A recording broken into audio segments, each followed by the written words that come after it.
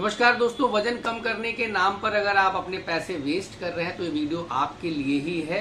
बहुत सारी diet chart, health coaches, health plan आपको दिए जाते हैं वजन कम करने के नाम पर उसके पीछे की लॉजिक या टेक्निक या साइंस को कोई आपको नहीं समझाता है।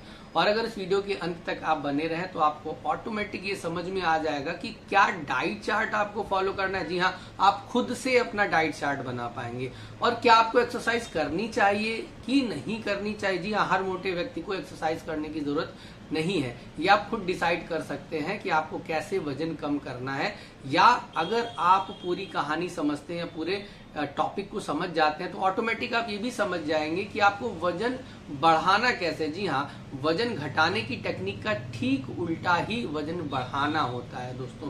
तो यहाँ पर हम लोग वेट लॉस की चर्चा कर रहे हैं और अंत में जानेंगे होम्योपैथी की बेस्ट मेडिसिन जिसके लेने से विद इन 3 मंथ में आपको बहुत ही नोटिसेबल वेट लॉस आपको मिल जाएगा। तो दोस्तों, वेट जो है अगर देखा जाए किन फैक्टरों पर डिपेंड करता है। जी हाँ, वजन जो है आप देखेंगे किन किन पॉइंट्स पर डिपेंड करता है। अगर आप इस पे गौर करें तो आप अक्सर ये देखेंगे जेनेटिक्स, जिनके मम्मी पापा या नाना नानी या दादा दादी बहुत ही लंबे चौड़े या ओवरवेट थे, ऐसे बच्चों में, एडल्ट्स में एक प्री डिस्पोजिशन हो जाता है, ऑटोमेटिक वेट गेन हो। डॉक्टर साहब हम कुछ ज्यादा खाते भी नहीं है तब भी हमारा वेट बढ़ता रहता है। तो दोस्तों, एक जेनेटिक प्री डिस्पोजिशन होता है, इजिली फैट जो है आपकी बॉडी में एब्जॉर्ब हो जाता है। इसी तरह का उल्टा भी देखा गया है कि डॉक्टर साहब कितना भी खा ले पतले के पतले ही रहते हैं हम। तो दोस्तों, आपकी जेनेटिक्स बहुत ही ज्यादा प्री डिफाइनिंग होती है, बट स्टिल उसको भी हम लोग ओवरकम कर सकते हैं, अर्थात उससे भी ऊपर उठकर उपचार अपना खुद से हम लोग कर सकते हैं, चाहे वजन घटाना हो या बढ़ाना। तो एक तो फैक्टर हो गया जेनेटिक्स। दूसरी है दोस्तों डाइट आप कैसी ले रहे हैं। डॉक्टर साहब मैं खाना कम खाता हूं, बट क्या खाते हैं ये बड़ा इंपॉर्टेंट है दोस्तों। डाइट जो है आपकी किस चीज से बनी हुई है। क्या आप सिर्फ रोटी सब्जी खा रहे हैं या सुबह उठते ही आप जलेबियां खाना शुरू कर दे रहे हैं। इन सब पर बहुत सारा एक फैक्टर है। तो आपका बेसिक खाना पीना क्या है, इस पे आपका वजन बहुत ज्यादा मैटर करता है। लाइफस्टाइल कैसी है, लाइफस्टाइल अर्थात सुबह उठे, ऑफिस गए, ऑफिस में बैठे और फिर घर पे आकर खाना खाया, सो गए। सिमिलरली बहुत सारे लोग रात में ड्यूटी करते हैं, तो रात में ड्यूटी करके आए, सुबह सो गए। इसी तरह की लाइफस्टाइल दोस्तों, अगर लाइफस्टाइल में एक्टिविटी नहीं है, थोड़ी फिजिकल एक्टिविटी चाहिए ही चाहिए। और specially after a certain age, अगर हम लोग बात करें 30 साल के बाद, मुझे लगता है सभी मेल या फीमेल्स को लगभग 15 से 20 मिनट या आधा घंटा एक फिजिकल एक्टिविटी जरूर करनी चाहिए। नॉट टू लूज वेट, सिर्फ वजन को मेंटेन करने या वजन कम करने के लिए नहीं, ओवरऑल एक हेल्दी स्किन, हेल्दी हेयर्स और हेल्दी माइंड के लिए। तो दोस्तों, आपकी जो डाइट है, आपकी जो लाइफस्टाइल है, ये एक बहुत बड़ा फैक्टर पड़ जाता है। नेक्स्ट आते हैं दोस्तों, बहुत सारे हार्मोनल इम्बैलेंस है, स्पेशली अगर लड़कियों की बात करें, जैसे उन्हें पीसीओडी हो गया, जिसे हम लोग ओवेरियन सिस्ट की कैटेगरी आप समझ सकते हैं दोस्तों। एक सिंड्रोम होता है, तो इसमें बहुत सारे वैरायटी ऑफ सिम्टम होते हैं। तो महिलाएं बहुत अच्छी तरह से समझ पाएंगी कि जो अंडाशय होता है, अगर उसमें सिस्ट बनना शुरू हो गया तो ऑटोमेटिक वेट गेन और भी अन्य कई सिम्टम आते हैं। तो पीसीओडी एक बीमारी हो गई। पीसीओडी के अलावा अगर किसी को हाइपोथायराइडिज्म हो जा रहा है, टीएसएच का लेवल बढ़ रहा है, तो ऑटोमेटिक पेशेंट क्या है, लिथार्जिक, बहुत आलस फील होता है, डॉक्टर साहब दिन भर सोने का मन करता है, और ऑटोमेटिक 3-4-6 महीने में मेरा वजन बहुत ज्यादा बढ़ गया। ऐसे और भी कई सारी हार्मोनल बीमारियां हैं दोस्तों, जो कि ब्रेन से संबंधित हैं, जो आपके ग्रोथ हार्मोन को कंट्रोल करती हैं, और भी कई सारे हार्मोन्स या केमिकल बहुत ज्यादा रिस्पॉन्सिबल होते हैं वजन को आपको बढ़ाने में भी और सिमिलरली घटाने में भी। इसी तरह कुछ बीमारियां हैं दोस्तों जो कि आपको डायरेक्ट अफेक्ट करती हैं। जैसे अगर आपके ब्रेन के जो ग्रोथ हार्मोन रिलीज होने की जो जगह है, पिट्यूटरी, अगर पिट्यूटरी ग्लैंड में आपको कोई दिक्कत होगी, ट्यूमर हो गया है या सिस्ट बन गया है, तो वहां फिर से केमिकल ही इम्बैलेंस हो रहा है, बट अब पैथोलॉजिकली प्रॉब्लम आ रही है। तो इसे समझना बहुत इंपॉर्टेंट है। नेक्स्ट, इस तरह से और भी कई सारी दोस्तों, डिप्रेशन एक बहुत बड़ा फैक्टर बनता है। आजकल यूथ में दोस्तों छोटी छोटी चीजों को लेकर डिप्रेशन बहुत ज्यादा हो गया। जब आप डिप्रेस होते हैं तो आप ओवर ईटिंग शुरू कर देते हैं, आप खाना बहुत ज्यादा खाते हैं डिप्रेशन में।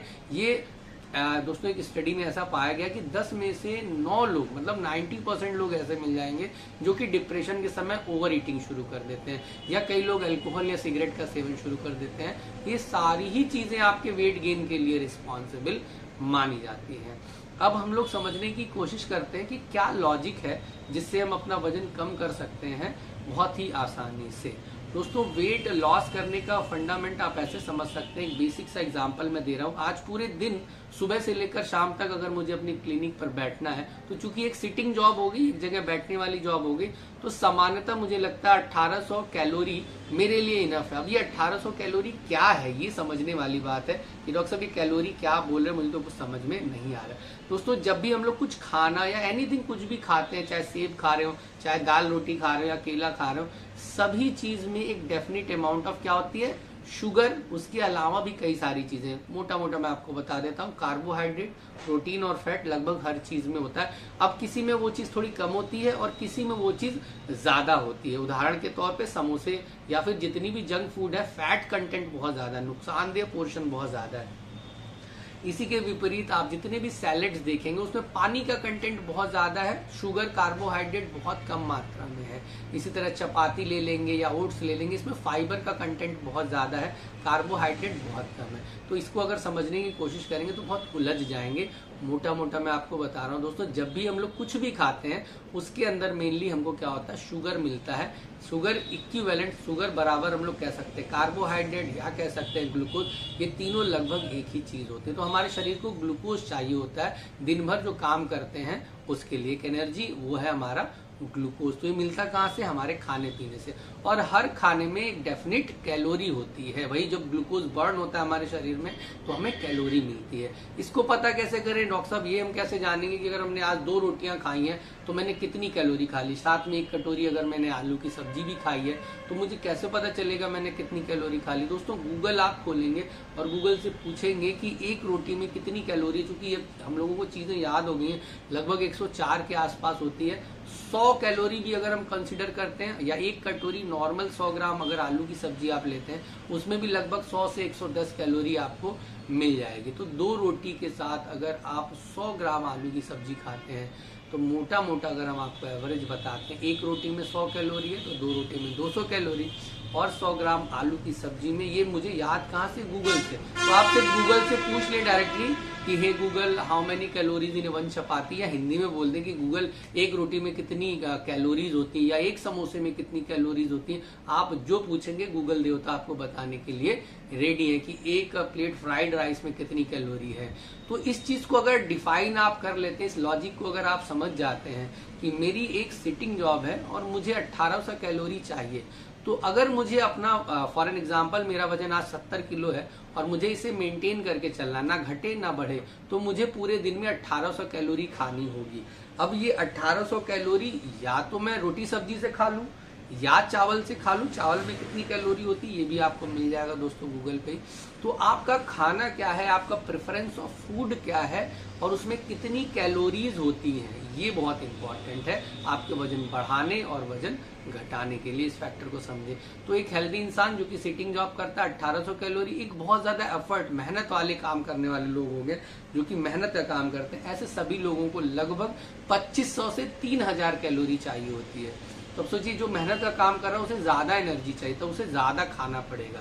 तो 2500 से लगभग 3000 कैलोरी आप सेवन कर सकते हैं। फीमेल्स में ये क्वांटिटी लगभग कम हो जाती है। जैसे एक फीमेल अगर सिटिंग जॉब कर रही है तो 16 से 1700 कैलोरी भी इनफ है उनके लिए। इसी तरह बहुत मेहनत का काम कर रही है तो 2200 से 2500 कैलोरी भी उनके लिए इनफ है। मेल्स में ये क्वांटिटी ज्यादा हो जाती, कैलोरी डिमांड ज्यादा हो जाती। प्रेगनेंसी के समय दोस्तों क्योंकि 2 बॉडीज हैं एक साथ, 2 आप देखें लाइफ साथ में है, तो उस समय भी फीमेल्स में कैलोरी डिमांड काफी ज्यादा हो जाती है।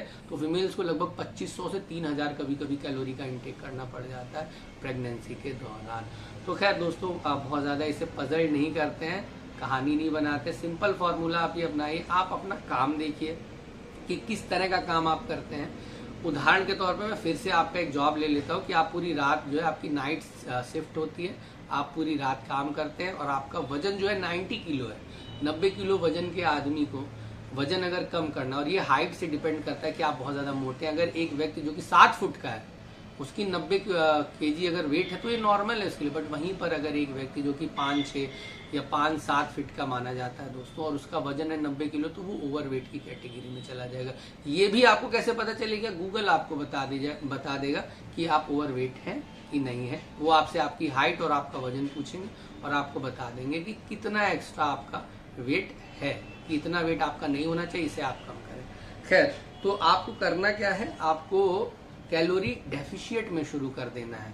अगर आप मोटे की कैटेगरी में आ जाते हैं, ओवरवेट की कैटेगरी में आ जाते हैं, तो अब आपको क्या करना है, आपको खाना जो आप कैलोरीज ले रहे थे 1800 चाहिए थी, अब जब आप इसे कम करेंगे, उदाहरण के तौर पर फिर से मैं बता रहा हूँ, एक जंक डीलर बहुत ही बेसिक कबाड़ वाला रोज 10 किलो कबाड़ कमा के लाता है और वो उसमें से सिर्फ 5 ही बेच रहा है, बट स्टिल अब उसके पास at the end of the day 5 KG अभी भी जंक जो है पड़ा ही रह जाता है।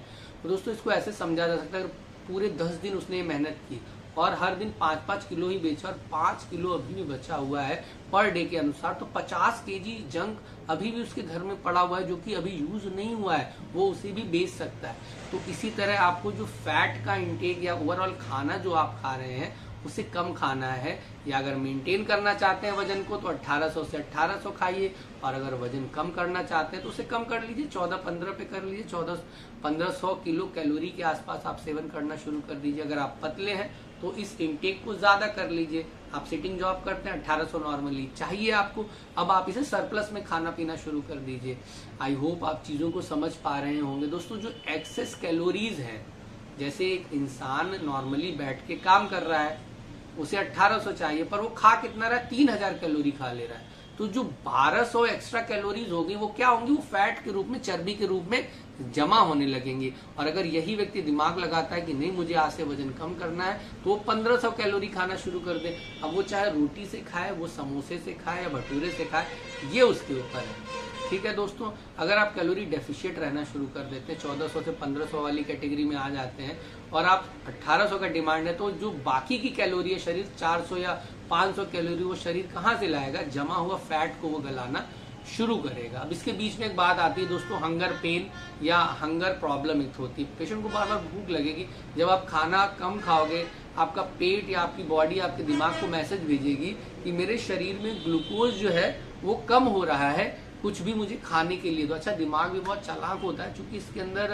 मेमोरी पावर होती है, तो उसको याद रहता है कि जब मैंने रसगुल्ला खाया था तो एक साथ बस्ट एनर्जी मुझे मिल गई थी, एक साथ बहुत सारी कैलोरी मुझे मिल गई थी। दोस्तों 300 से 400 और बड़े रसगुल्ले में 500 कैलोरी होती है एक पीस रसगुल्ले में, आप इमेजिन कर सकते हैं। दोस्तों दिमाग की कोशिश यही रहती है कि जो बस्ट एकदम से अगर आपको कैलोरी मिल जाए तो वैसा सोर्स ऑफ आपको डिमांड होने लगता है। इसीलिए बहुत सारे लोग जो लंबे समय तक इंटरमिटेंट फास्टिंग करते हैं उनके साथ ये बहुत दिक्कत होती है कि पूरे दिन तो उन्होंने खाना नहीं खाया, पर जब बहुत तेज अंदर से भूख लगी हुई है, eight the end of the day जब वो खाना खाने बैठते तो बहुत ज्यादा खाना खा लेते हैं।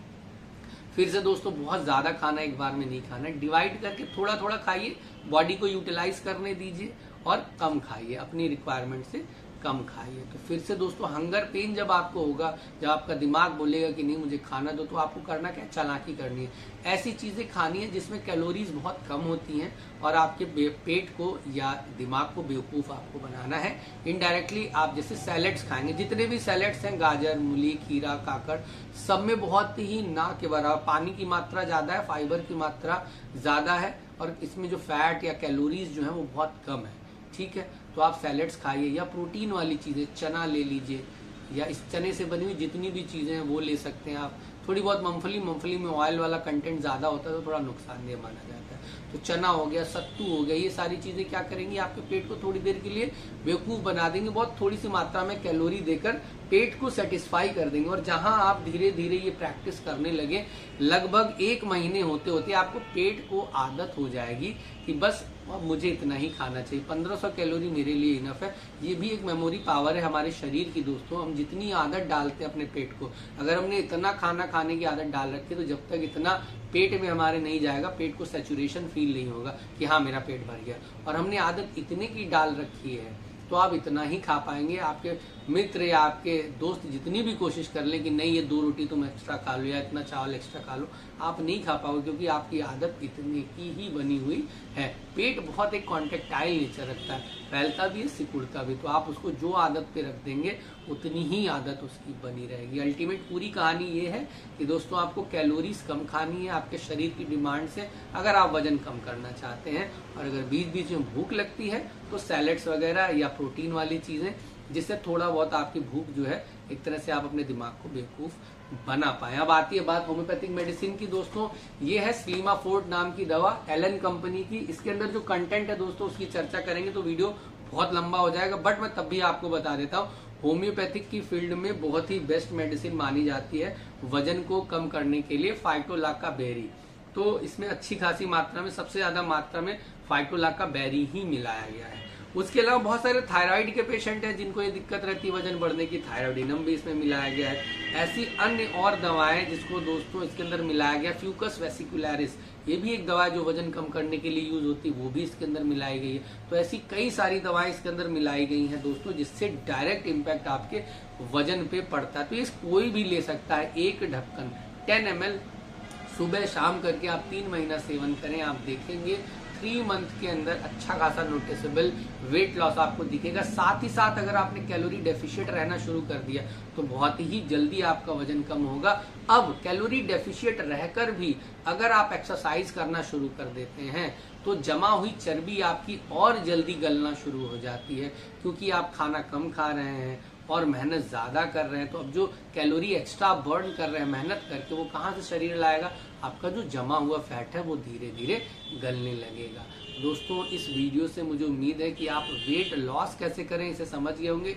इसी का अगर आप उल्टा करेंगे तो वेट गेन भी आपको होने लगेगा। दवा वेट गेन की इसमें हम लोगों ने चर्चा नहीं की है, सिर्फ वजन को कम करने के लिए आप स्लीमाफोर्ट का सेवन कर सकते हैं। दोस्तों वीडियो बहुत लंबा हो गया, उम्मीद करता हूँ आप सभी को अच्छा लगा होगा। वीडियो से संबंधित कोई भी क्वेश्चन हो तो आप पूछ सकते हैं, कोशिश करूंगा मैं रिप्लाई करने की।